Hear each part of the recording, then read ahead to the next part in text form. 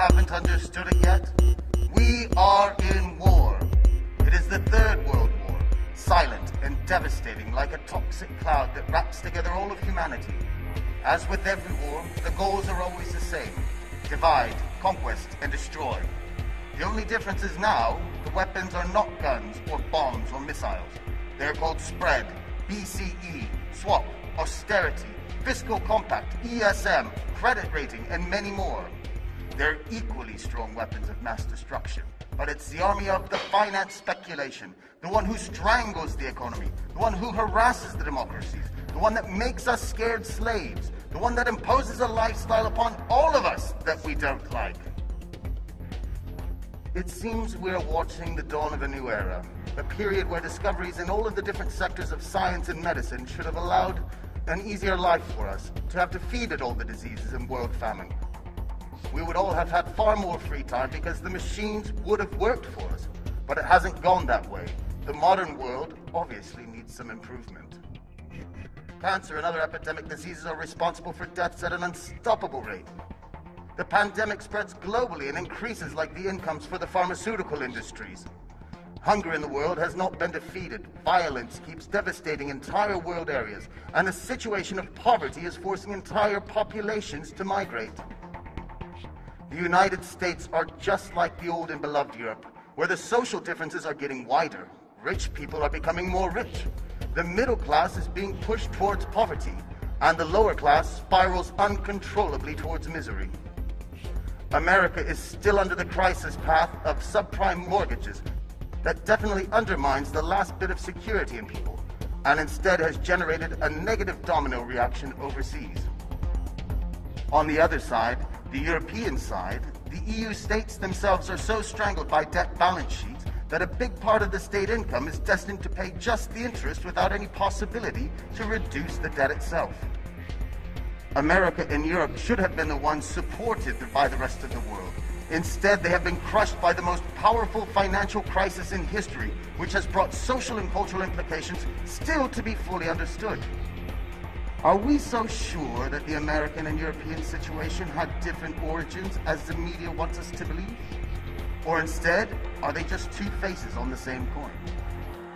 Maybe it's the final attack for the world supremacy from an entity that doesn't have a flag or state or affinity. The New World Order, the one of finance, which has slowly taken control, taken it away from the politician, which has in turn become a slave to the system.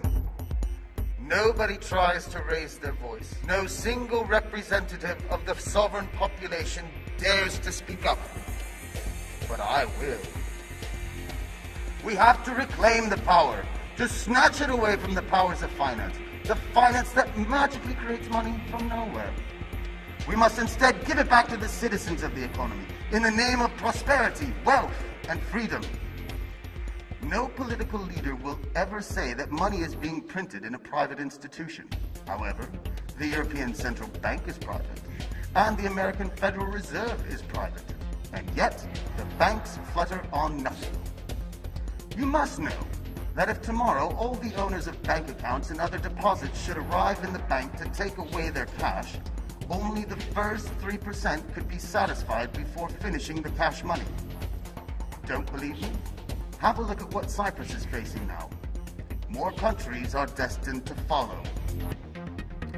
Maurice Allais, winner of the Nobel Prize for Economics, wrote in 1999, "The actual money creation from nowhere operated by the bank system is identical to the creation of money by forgers. The results are basically the same. The only difference is who gets the profit of it."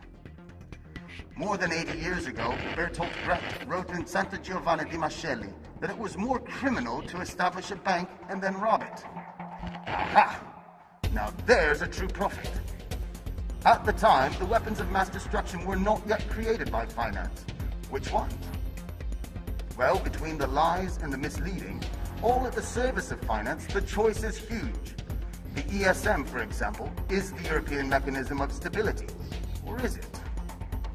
The new Save the State funds, or as we all know in reality, are the bailouts to help just the banks and businesses. Just take a look at Greece. For all of this support, 52% goes to the international banks and to the business owners to help them, to reward them, to save them. There is 23% which goes to the European Central Bank. Then there is 20% which is designated for the Greek banks. And finally, just a meager 5% actually goes to the Greek state and their citizens. Something, or should I say some things, are clearly wrong here.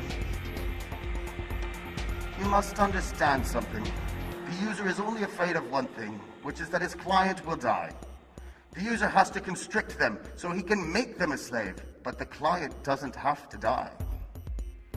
I'd like you to keep in mind something very important, which is when all of us are asked to tighten up the belt, is Europe asked to do the same? This is bullshit.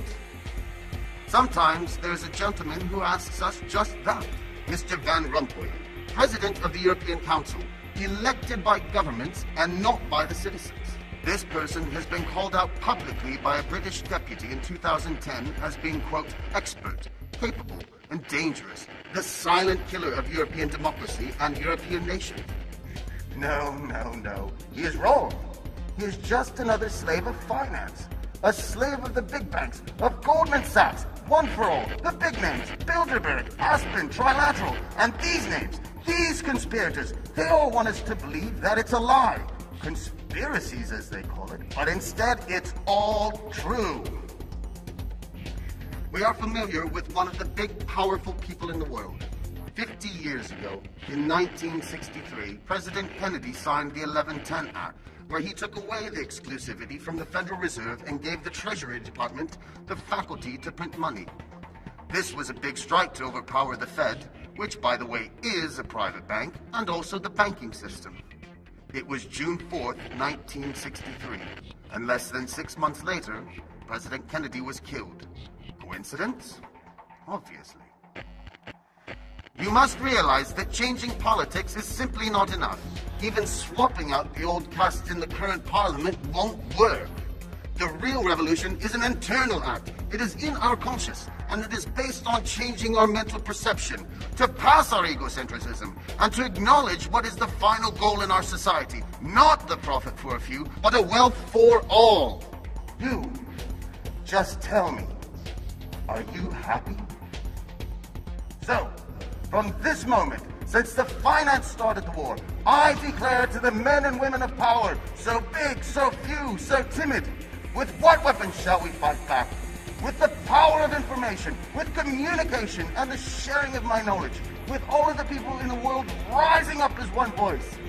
Now, they know that I know, but now you know as well.